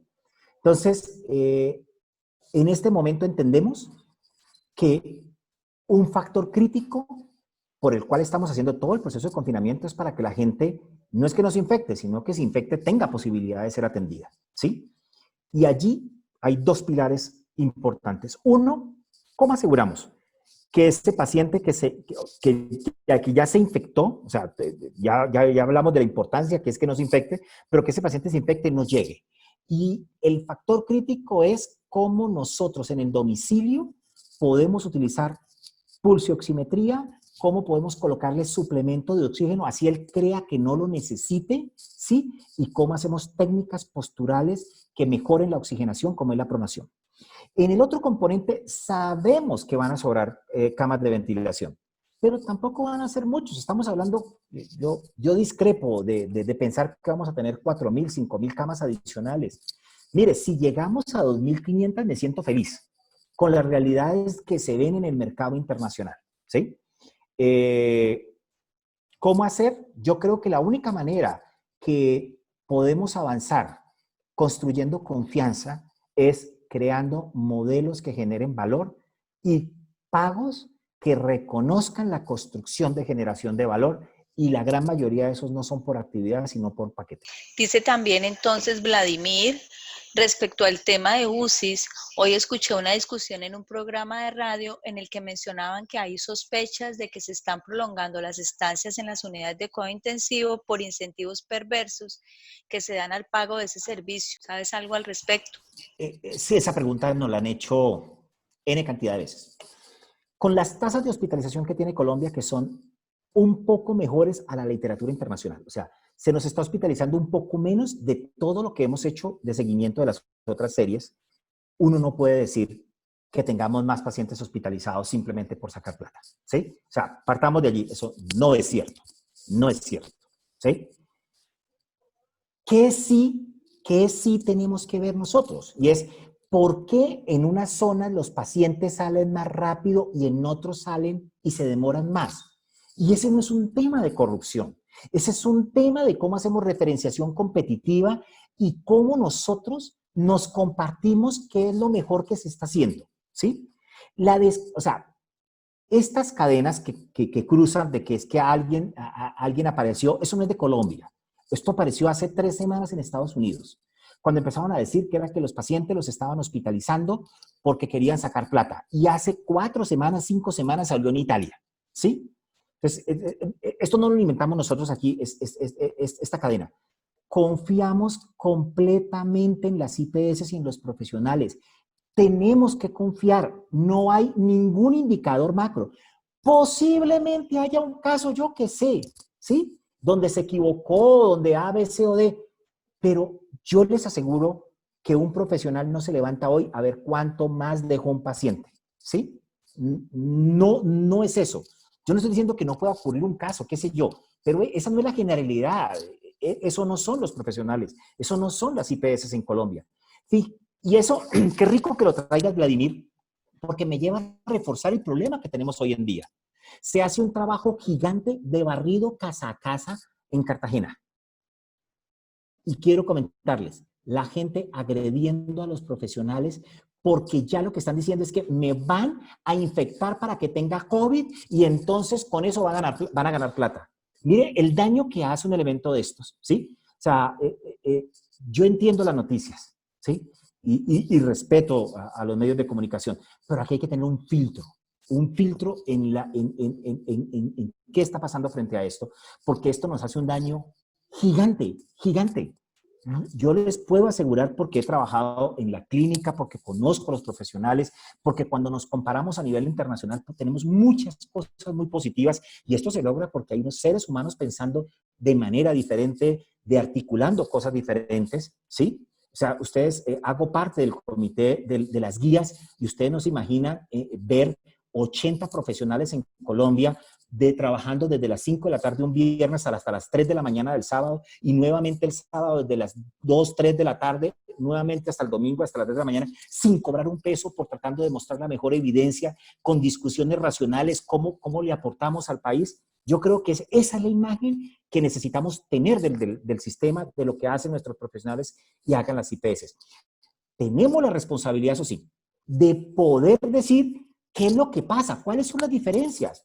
Pero la diferencia no significa que haya un dolo. La diferencia no significa que se esté haciendo algo incorrecto. La diferencia lo que significa es que posiblemente haya otros que lo estén haciendo mejor, y que eso es lo que nos tiene que motivar.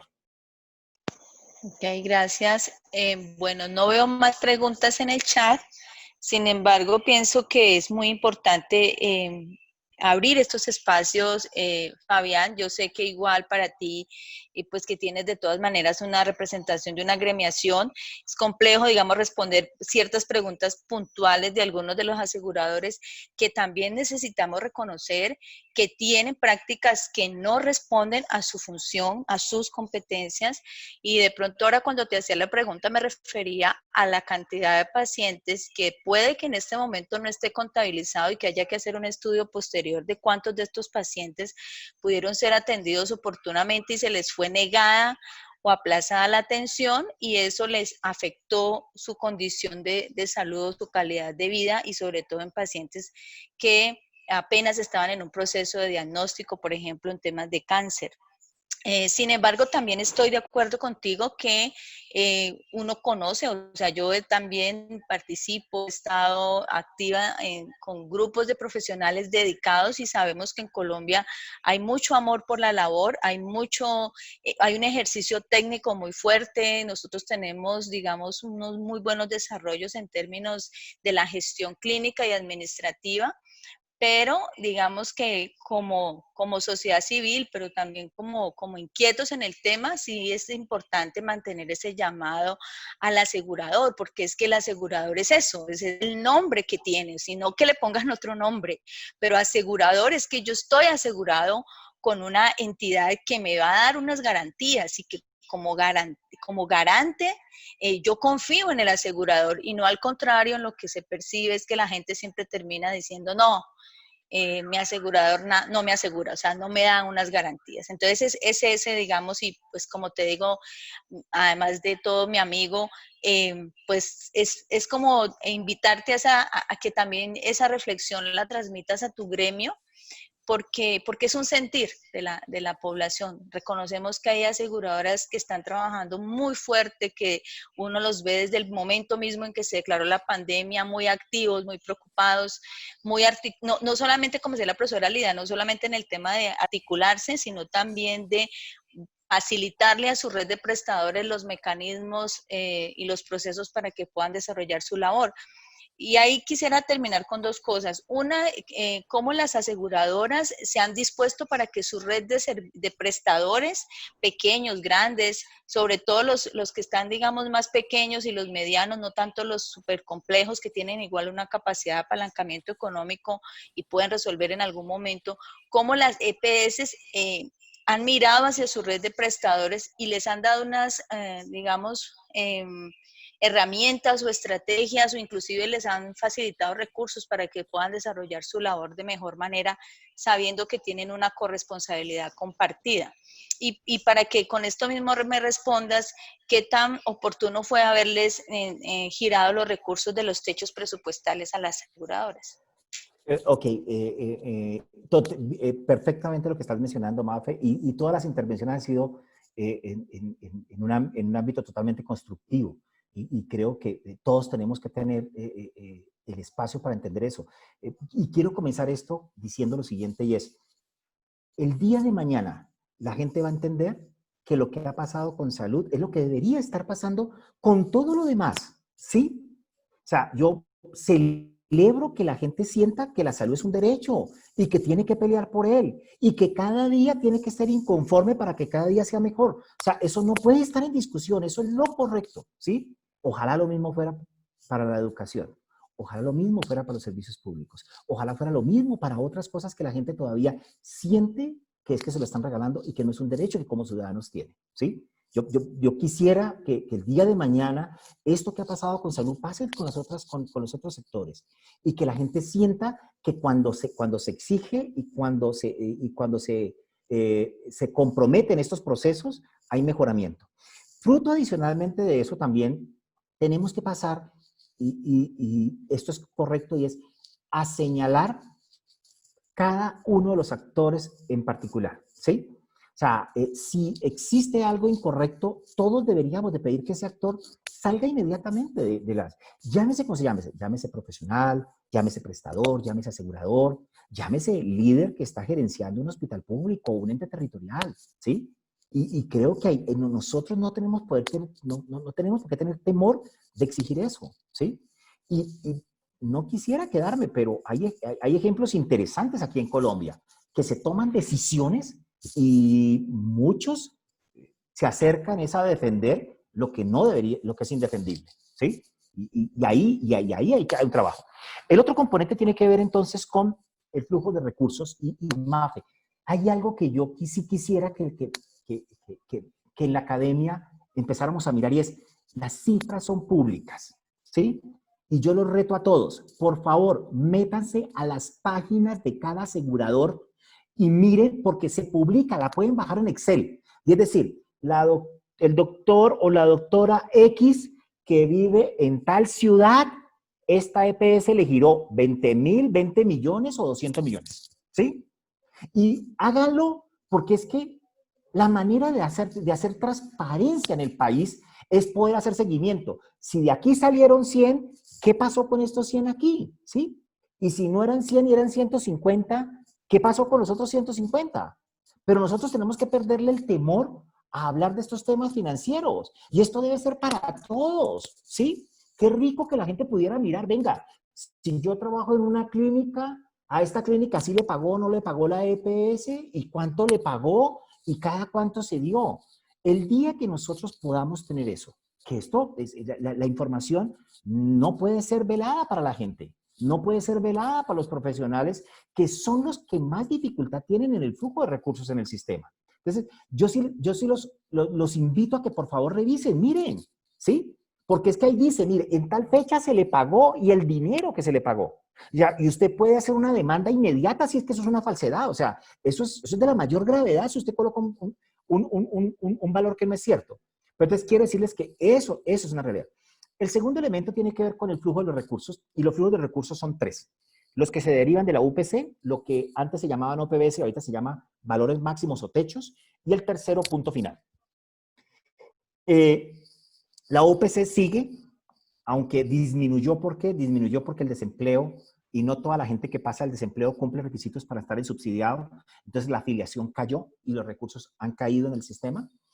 Pero ahí está, y esa es la que está funcionando, y de esa es la que les mencionaba yo a ustedes lo que se le gira, las IPS, y que por favor validen en cada IPS, en los cuadros de Excel, lo pueden bajar. Yo hice uno por uno y usted lo puede bajar. Solo una EPS lo hacen en PDF. El resto todo lo hacen en Excel y ustedes lo pueden bajar mes por mes. El segundo tiene que ver con la plata de no PBS, que en abril se pagó el mes de abril y mayo. O sea, es decir, hoy en día es como si hubieran pagado ya abril y mayo, ahí no hay. El grueso de los recursos es no PBS y apenas acaba de abrirse la ventana para empezar a presentar, ¿sí? O sea, hasta ahora en Colombia no hemos recibido un peso de plata de no PBS. Apenas va a empezar. ¿Qué hay que tener en cuenta? Que el gobierno ha sido muy claro. Esa plata de no PBS no va a llegar a ninguna EPS. Tiene que decir la EPS a qué IPS le debe llegar, ¿sí? ¿Cuánto va a ser eso? Si van a ser 3, va a ser 5, va a ser 7 billones, yo no sé, ¿sí? Pero apenas va a empezar y creo que es muy importante porque esos recursos sí van a irrigar directamente el sistema. Ok, muchas gracias. La profesora Constanza había pedido la palabra, Connie. Sí, gracias. Yo quiero recuperar unas palabras tuyas que me parecen muy pertinentes, y es cuando haces alusión a la importancia de la salud pública, que por supuesto en este momento de emergencia, pues es como reviviendo un poco de las cenizas, pero que no debía de haberse perdido nunca. Definitivamente en el país, digamos, la importancia de la salud pública se perdió hace mucho rato. Y quiero decir, hablar también un poco de la formación en salud pública, que fue un asunto que planteaste también. Nosotros en la Escuela de Salud Pública tenemos un proyecto para crear una formación de saludistas públicos generales de pregrado. Y estamos a la espera de una respuesta del ministerio al respecto de esa propuesta. Pero nos llama fuertemente la atención cómo esto pareciera no ser pertinente para el ministerio. Y cada vez vemos en los mismos informes del ministerio, y tú lo ratificas ahora en una afirmación que hiciste, que la formación de los recursos en salud pública como tal tiene muchos problemas en el país. Y seguimos formando la gente y bueno, ahí la academia tiene que hacer también su crítica interna de cómo es que estamos formando los profesionales en el campo de la salud pública. Y no estoy hablando de la formación postgradual, sino de la formación de pregrado. Entonces, quiero como dejar una reflexión allí. Me parece que es muy importante el fortalecimiento de la formación de los profesionales de salud en las áreas de la salud pública, en los campos de la salud pública. Esto debe ser un asunto que se debería volver una prioridad en el país. Pero en este nuevo modelo que también, digamos, afecta a la educación, la pelea es por los créditos entre las ciencias básicas, lo disciplinar y la salud pública, y finalmente muchas veces somos nosotros los que perdemos. Nosotros porque me siento saludista de corazón, entonces digo nosotros, pero es la salud pública, digamos, la que termina siendo reducida y, digamos, menos ponderada en la formación de los profesionales. Y resulta que usted necesita un profesional resolutivo en las entidades territoriales, resolutivo en las EPS, resolutivo en las IPS, cuando tiene que tener una visión de salud pública sobre un asunto particular. Y muchas veces no encontramos eso. En los municipios pequeños es muy complicado porque no tienen cómo pagar profesionales de posgrado tampoco. Entonces, quiero como cerrar esto resaltando la importancia de la salud pública y también diciendo que creo que es muy importante en este momento también en el punto en donde estamos, precisamente el trabajo en el territorio en salud pública. No podemos seguir guardados en las instituciones. Es importantísimo que vayamos a los territorios y que hagamos un trabajo en las comunidades. Y creo que eso porque necesitamos generar y activar redes, necesitamos generar y activar, además de la educación y de dar educación para el contexto, precisa de acuerdo a los tipos de poblaciones con las cuales interactuamos o grupos comunitarios con los cuales interactuamos, etc. Entonces, quiero conectar esta conferencia tuya, que por supuesto está centrada en el papel y el que están jugando las aseguradoras, con la importancia de esa conexión con la salud pública y ratificar que también las aseguradoras, aunque juegan un papel individual en la afiliación y en el manejo de la población, de sus afiliados, también tienen unas acciones en salud pública muy importantes y llegan a tener resultados muy importantes en esos públicos que atienden cuando hacen lo que tienen que hacer, en el marco de todas las dificultades y las críticas que podemos hacer al sistema, indudablemente. Entonces, quería como hacer como reiterar este asunto que me preocupa. Gracias, Fabián, nuevamente. No, Bueno. muchas gracias a todos ustedes. Muchas gracias, Mafe, por la invitación. Totalmente de acuerdo, Constanza. Definitivamente, toda la academia tiene que entender que la salud no es un hospital. La salud es donde vive la gente en su territorio con sus realidades.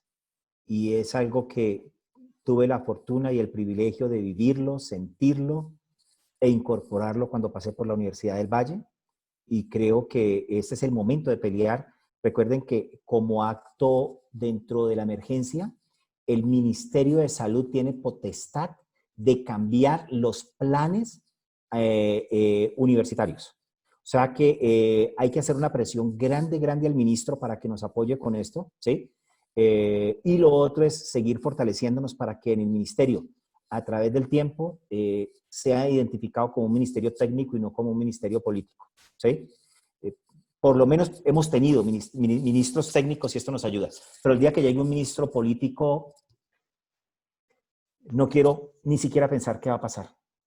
Mafe. Bueno, no, profesor Fabián Cardona, de verdad, muchísimas gracias, siempre tú dispuesto, atento. De verdad agradecerle a todos los que se han vinculado. Quiero recordarles, la próxima sesión está con el profesor Ciro Jaramillo, es un profesor de la Escuela de Ingeniería. Nosotros los hemos invitado porque él está en un proyecto desarrollando un proyecto que se llama Sistema de Gestión Logística Local en Escenarios de Riesgo de Pandemia COVID-19, SIGELO. Es un proyecto que se va a desarrollar con otros 2 profesores, uno de ellos que ya ustedes conocen, el profesor Daniel Cuartas. Entonces me parece importante que conozcamos no solo lo que se viene haciendo, sino también lo que se está proyectando hacer en el marco de la atención de todo lo que significa la contención de COVID en la ciudad y en el país. Recordarles que las grabaciones se disponen en la página de la Escuela de Salud Pública. Muy amablemente nos lo escribieron el grupo de extensión acá, buscan la página saludpublica.univalle.edu.co y allí hemos ido colgando todos los conversatorios que hemos venido realizando. Recordarles que mañana, para las personas sobre todo, hay un proyecto que se ha hecho con COSESAN, que está dirigido a los municipios de Colombia, sobre todo aquellos de categorías 3, 4, 5 y 6, pero igual pues se pueden conectar, que tiene el objetivo de compartir no solamente lo que nosotros acá en la Escuela de Salud Pública hemos venido desarrollando con algunos profesores que permiten entender, comprender y abordar el tema de COVID en nuestra región, sino que también pueden ser replicadas en otras regiones y que también es un proyecto que se viene realizando con otras universidades en el país. Entonces, en recordarles también el tema de la comunidad pregunta, que es un espacio que tenemos abierto para que la comunidad conozca cuáles son las competencias, las funciones de ciertas entidades del Estado, o inclusive entidades que son no gubernamentales, pero que tienen funciones frente al bienestar de la población. Entonces, profesor, muchísimas gracias nuevamente. Espero que no esté aguantando mucho frío allá en Bogotá, porque en Cali está haciendo frío. Y a todos, muchas gracias por estar acá. Nos seguimos viendo. Invitarles también a los que están interesados en formarse en posgrado. La Escuela de Salud Pública tiene en este momento abiertos sus 4 maestrías y su especialización. Están abiertas las inscripciones. Hemos flexibilizado mucho el proceso de admisión. Hay un 20% de descuento en la matrícula y hemos estado trabajando muy fuertemente con los profesores, nuestros compañeros y a nivel de la universidad, a nivel central, para replantearnos frente al tema de la pandemia y que así podamos seguirnos formando. Entonces, un abrazo a todos y que Dios los bendiga, se cuidan mucho. Buenas noches. Gracias, Mafe. Chao. Feliz noche para todos. Muchas gracias de nuevo.